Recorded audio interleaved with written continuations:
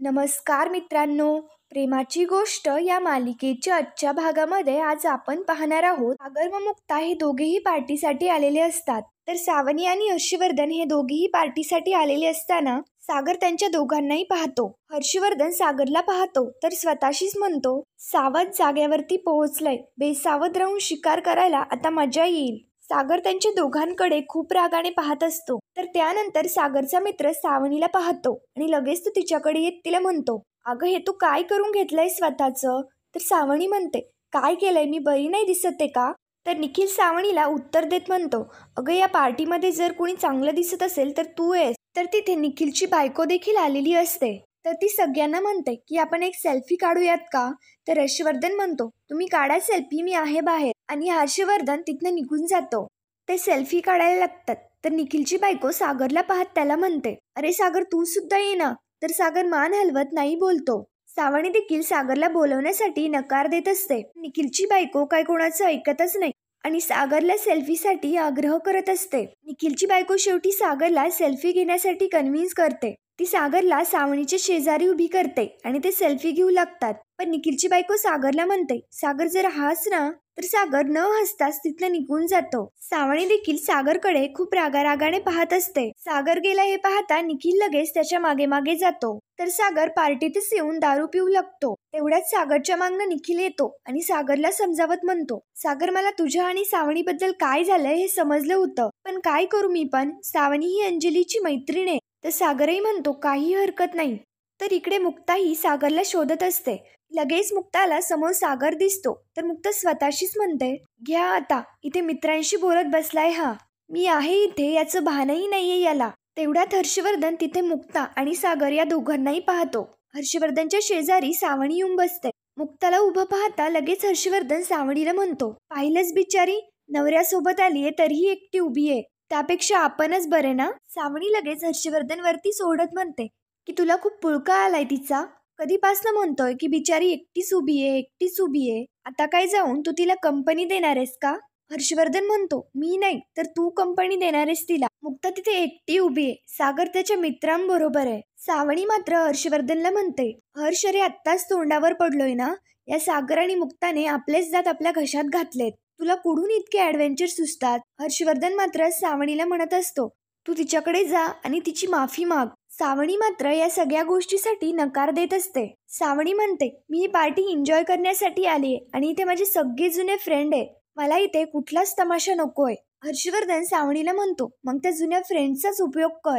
हर्षवर्धन सावनीला सगळा प्लॅन समजावून सांगतो, म्हणजेच की मुक्ताकडे जाऊन तिने काय बोलायचं. हर्षवर्धनच्या सांगण्याप्रमाणे सावनी लगेच मुक्ताकडे येते. सावनी मुक्ताकडे येते आणि नाटकं करत तिला म्हणू लागते, मुक्ता तू इथे कशी? अरे निखा सागरचा मित्र आहे हे तर मी विसरलेच होते. सावनी इकडे तिकडे पाहण्याचं नाटक करत मुक्ताला म्हणते की सागर कुठे आहे? याला जर दारू असली तर दुसरं काही दिसतच नाही. मुक्ता काहीच बोलत नसते. तर सावनी म्हणते, तू चिडली आहेस का माझ्यावर? मी तुझ्यासोबत कोर्टात खूप वाईट वागले, पण ही सिच्युएशन वेगळी होती.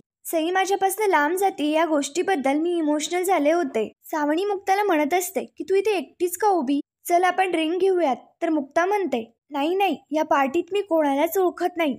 तेवढ्यात लगेच सावनीचे फ्रेंड तिला आवाज देतात. सावनी लगेच मुक्ताला देखील तिच्याबरोबर घेऊन जाते. तर इकडे हर्षवर्धनचा प्लॅन सक्सेसफुल होत असतो. सावनी मुक्ताला तिच्या मैत्रिणींकडे घेऊन येते. तर तिच्या मैत्रिणी सावनीला म्हणतात की ही दिसते तशीच आहे, अजून हिचं वय वाढतच नाहीये, तू जरा जास्तच सुंदर दिसतीयस, आम्हाला पण सांग याचं सिक्रेट. त्यानंतर इकडे दुसरीकडे हर्षवर्धन सागरकडे येतो. तो खूपच दारू प्यायलेला असतो. तर हर्षवर्धन निखिलला म्हणतो की मला सागर कोळींशी जरा पर्सनल गप्पा मारायच्या आहेत.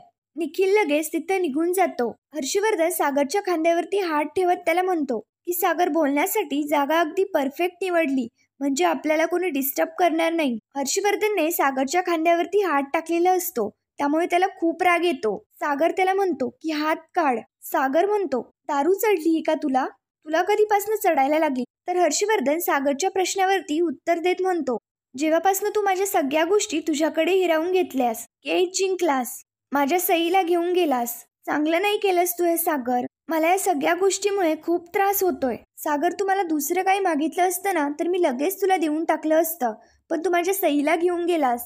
सागर, मी तुला कधीच माफ नाही करणार. मी तुझी बायको नेली म्हणून तू माझ्या सईला हिरावून घेतलंस. हर्षवर्धनचं हे सगळं बोलणं ऐकताच सागर लगेच त्याच्यावरती चिडत म्हणतो, माझी सई हे काय लावलंय? सई ही माझी मुलगी आहे. तुझ्या त्या गर्लफ्रेंडने तिला माझ्याकडनं हिसकावून घेतलं होतं. मी फक्त तिला परत मिळवलंय. इकडे दुसरीकडे सावनीचे फ्रेंड तिला म्हणतात की तू दिवसेंदिवस सुंदर दिसत चाललीये आणि सागर सक्सेसफुल होत चाललाय. सगळीकडे सागरची चर्चा सुरू आहे. पण काहीही म्हणा, सागर आणि सावीच्या जोडीचा काही मॅचेस नाहीये. हे दोघे एकत्र असताना काय सॉलिड दिसायचे. सावीने त्याला सोडलं, पण त्याने जरा जास्तच मनावरती घेतलेलं दिसतंय. आधी किती बावट दिसायचा, आता किती डॅशिंग दिसायला लागलाय. मुक्ता त्यांच्या सगळ्यांचं हे सगळं बोलणं ऐकत असते. सावनी त्यांच्या सगळ्यांना थांबवत म्हणते, थांबा आता, तसंही आमचा डिवोर्स झालाय. पण मात्र सावनीच्या मैत्रिणी तिला म्हणत असतात की मला नाही वाटत की तो तुला विसरू शकेल. किती वेडा आहे तो तुझ्यासाठी. सावनी म्हणते, माझं आणि सागरचं नक्की बोलणं नाही होत, पण एका केसच्या संदर्भात आम्ही कोर्टात भेटलो होतो. माझ्या सईची कस्टडी ही त्यालाच मिळालीये.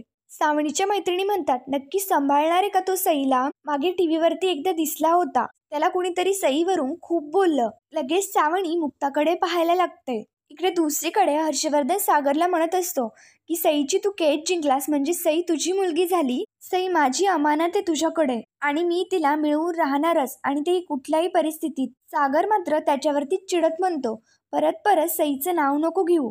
सई कोण आहे तुझ्यासाठी? माझा कंट्रोल सुटायच्या आधी तुझ्या त्या गर्लफ्रेंडला बोलव आणि इथून निघ. तू कितीही तिला माझी मुलगी करत राहिला तरी ती सई सागर कोळी आहे आणि ती सई कोळीच राहील. हर्षवर्धन म्हणतो, तेच ना, कोणाचं नाव कोणी लावायला पाहिजे तेच तुला कळत नाहीये. सागर, तुला माहितीये का, जेव्हा ती पहिल्यांदा माझ्या घरी पार्टीसाठी आली होती ना, तेव्हाच एका नजरेत प्रेमात पडलो होतो मी तिच्या. हर्षवर्धन सागरला चिडवत म्हणत असतो, जेव्हा ती सांगायची की मी ब्युटी पार्लरला जातीये, बाहेर जातीये, मैत्रिणींकडे जातीये, तेव्हा ती माझ्यासोबत होती. तुझा तिच्यावरती आंधळा विश्वास होता आणि तिचं माझ्यावरती आंधळं प्रेम. हर्षवर्धनचं हे सगळं बोलणं ऐकताच सागर मात्र खूप चिडलेला असतो. तर हर्षवर्धन सागरला म्हणत असतो, गेल्या वेळी जेव्हा सावनी प्रेग्नेंट होती. हर्षवर्धनचं हे बोलणं ऐकताच सागर लगेच त्याची गचंडी पकडतो आणि त्याला विचारू लागतो की प्रेग्नेंट होती तेव्हा काय? हर्षवर्धन सांगू लागतो, तेव्हा तुला असं वाटत होतं की सावनीच्या पोटात जे बाळ आहे ते तुझं आहे, पण मला माहिती होतं की सावनीच्या पोटात जे बाळ आहे ते तुझं नाही तर माझं आहे.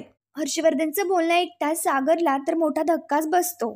आत्ता कळलं का तुला, मी तिला माझी सई का करत होतो? कारण ती सई सागर कोळी नाही तर सई हर्षवर्धन अधिकारी आहे. तुला परत परत सांगतोय की सई माझी मुलगी आहे. हर्षवर्धनच्या बोलण्याने सागर खूपच दारू पितो. हर्षवर्धन नाटकं करत म्हणतो की मला सई शिवाय आता राहवत नाहीये. कधी हर्षवर्धन अंकलवरून डॅडवरती गेली हे कळलंच नाही.